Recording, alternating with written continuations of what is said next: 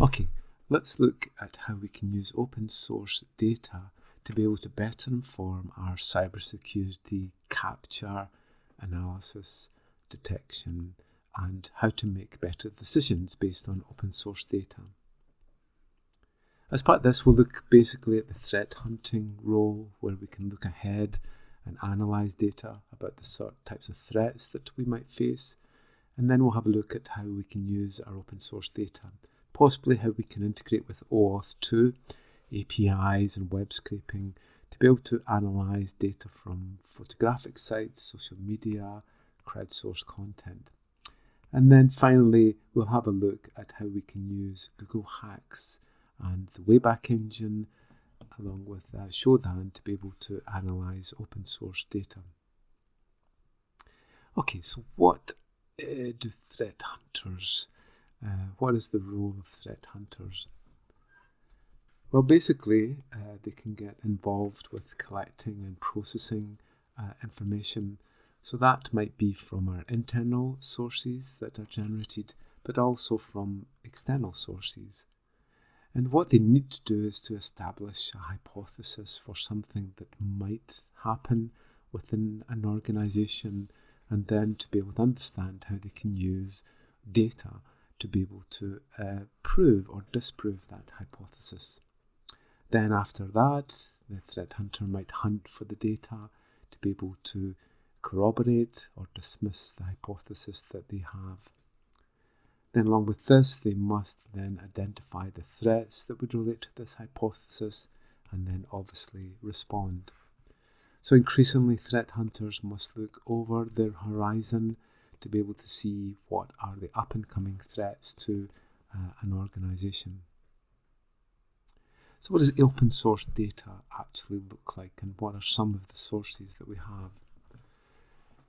Well, obviously we can use social media data. So some of this is obviously open source and others are in closed source platforms. So Twitter is open source, Facebook is closed source, and Reddit is open source.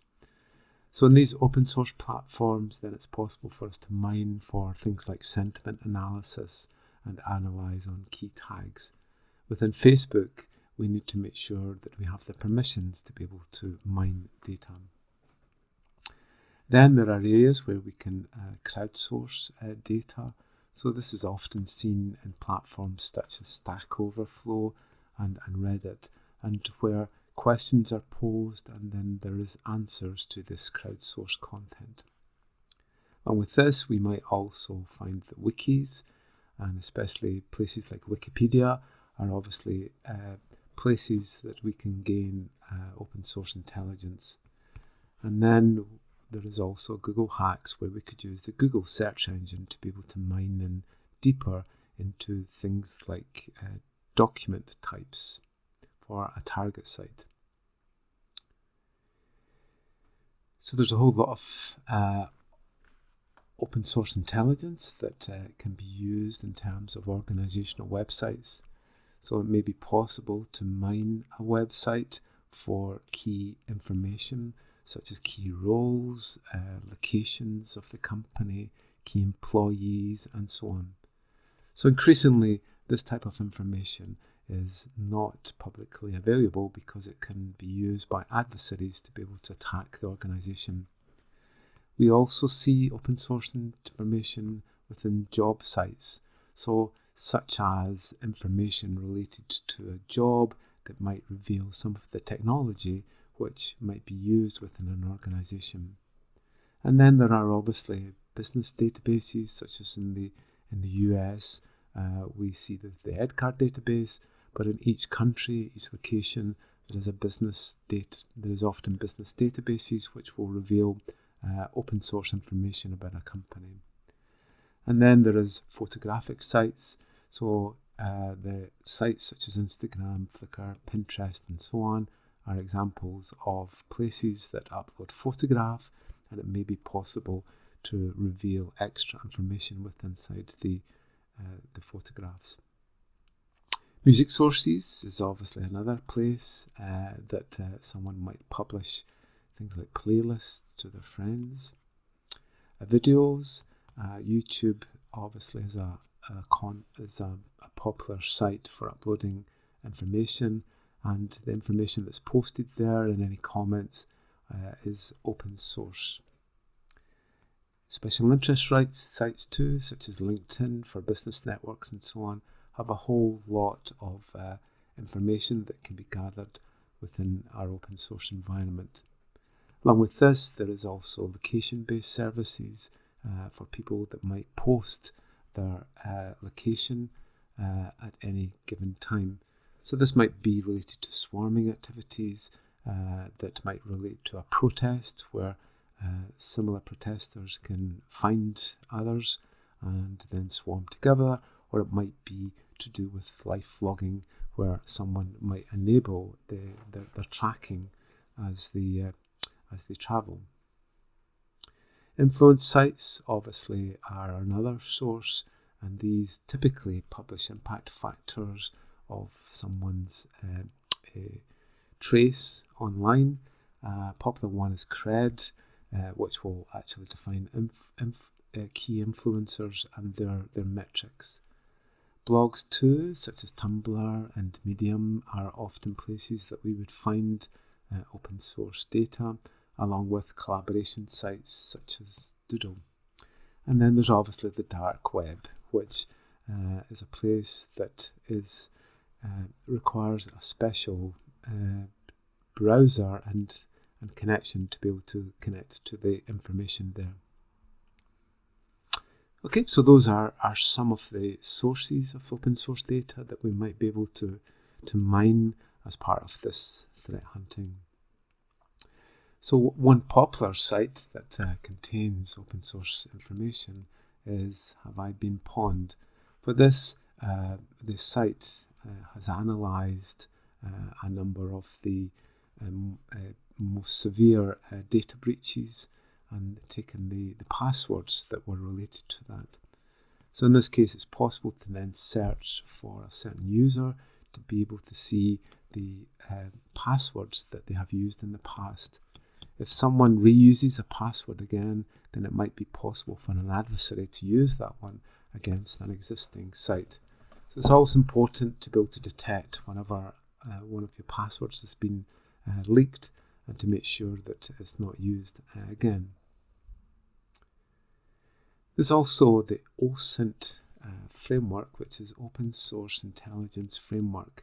And within this framework, we actually have a formal definition of the types of information that we can gain for our open source intelligence.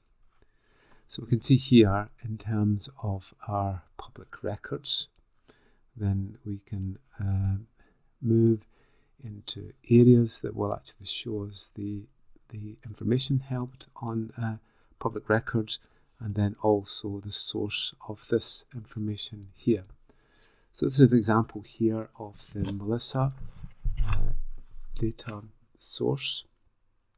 If we just try that one. Okay, so here it is here, and if we look at something like see classifieds, then we can see here are some of the information sources that we could gain from there, such as Craigslist. And if we open up each of them, we should be able to see these sources and eventually get to the type of information that is held within them. Okay, so for this, we can see here are all the sources of information that we would actually be able to apply. The code here defines the key here, requires registration. D is a Google Doc, and M indicates a URL that contains a search term. Okay, so this now starts to classify some of the information that we would use within our open source channels. So you can see here, these are some of the things, the places that we might look for our username searches.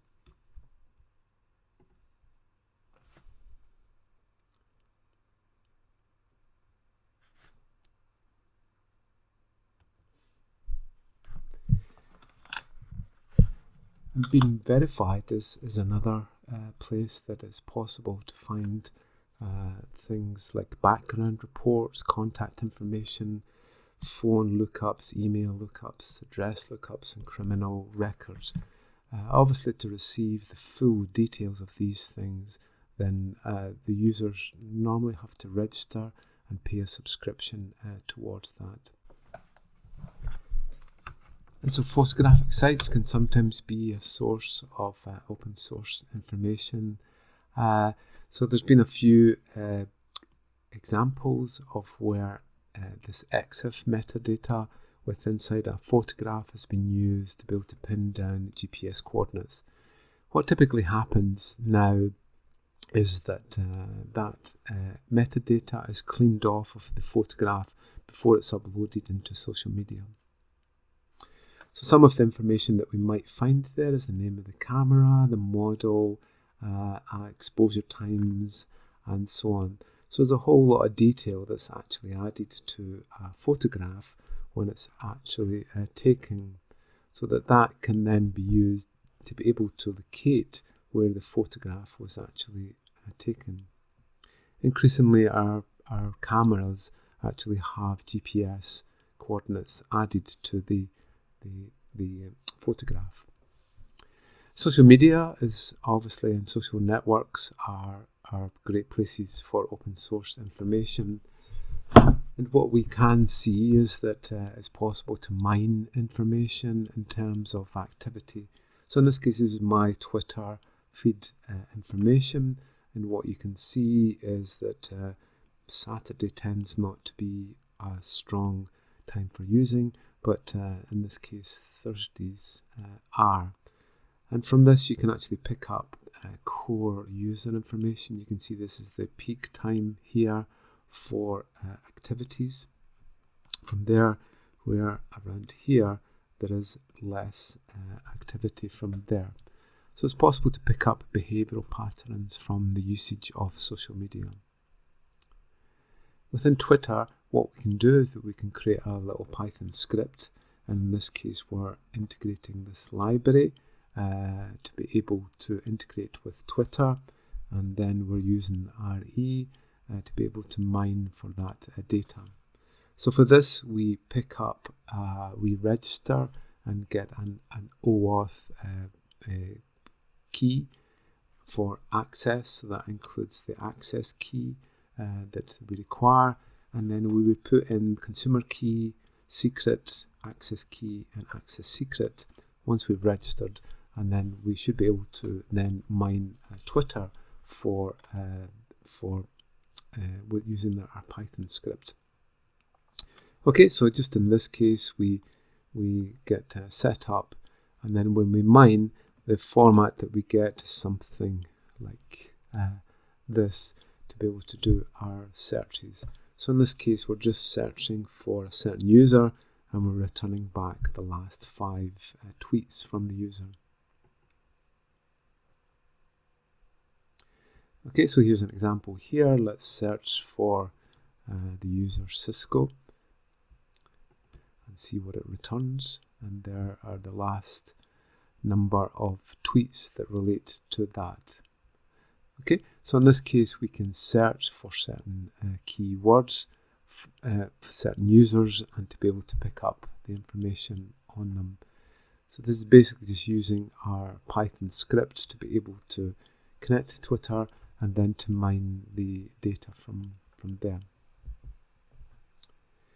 We can also search for keywords inside Twitter. So the code here will define a certain search term that we're going to use, and then we'll feed that into our Twitter feed API, and to be able to search for a certain term inside Twitter. We can have multiple search terms if we need. So in this case, we'll search for BBC and cyber and see what it returns. Okay, so these are the ones that are related to cyber within also searching for this.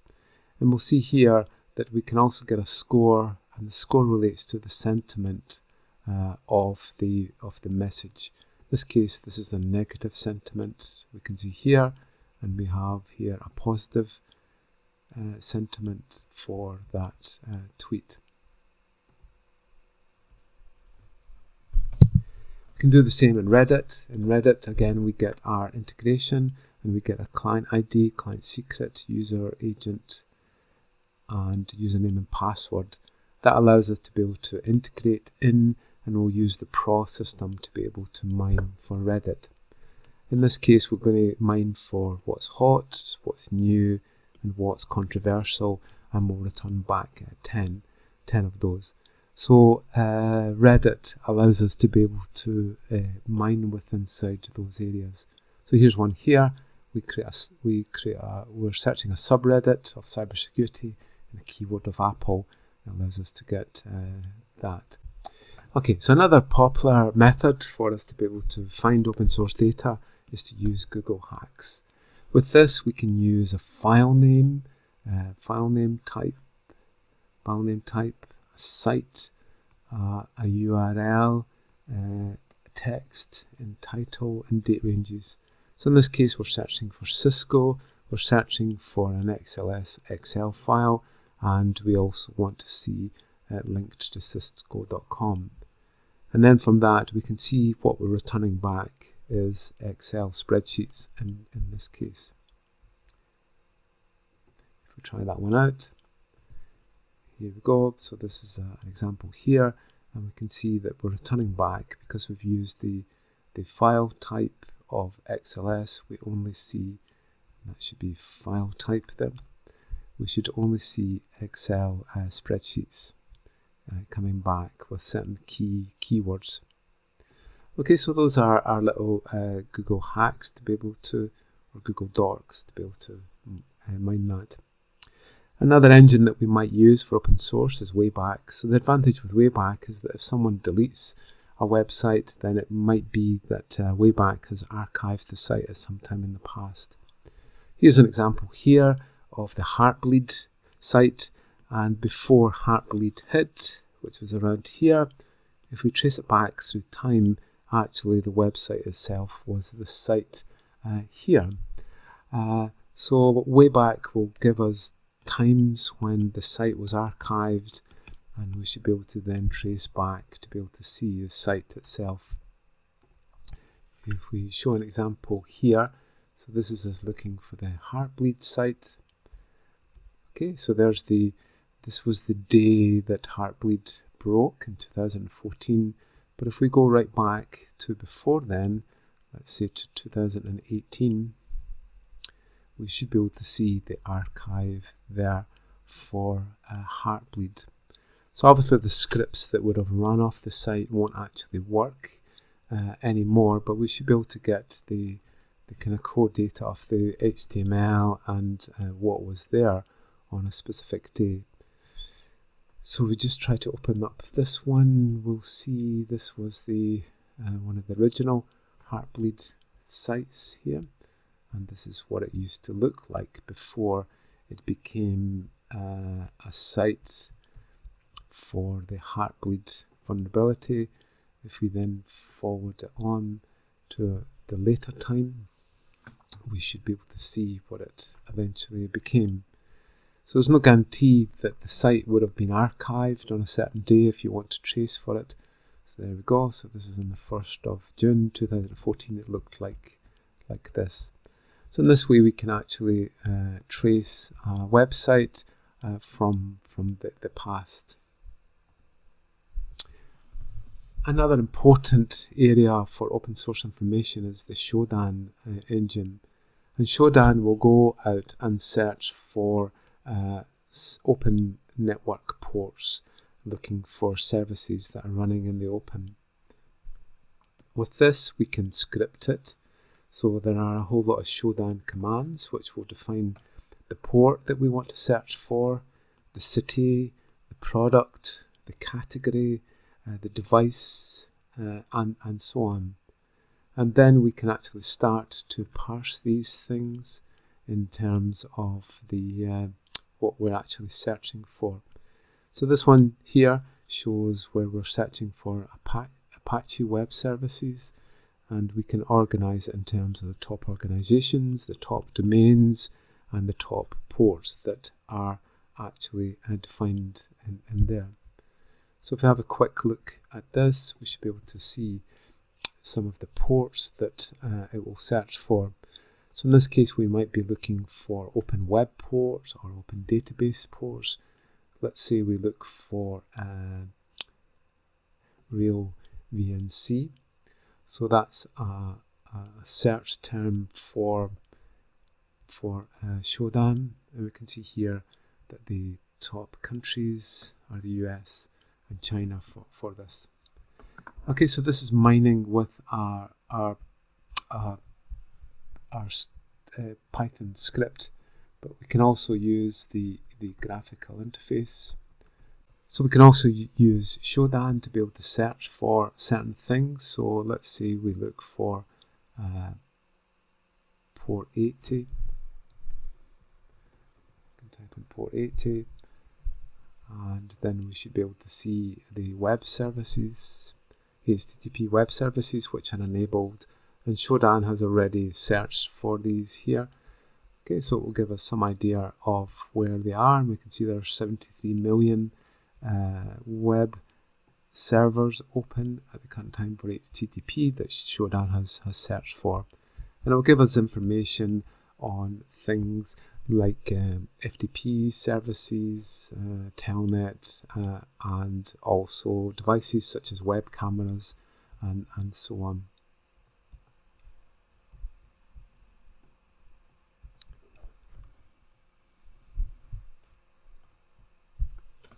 Okay, so another interesting database is the census.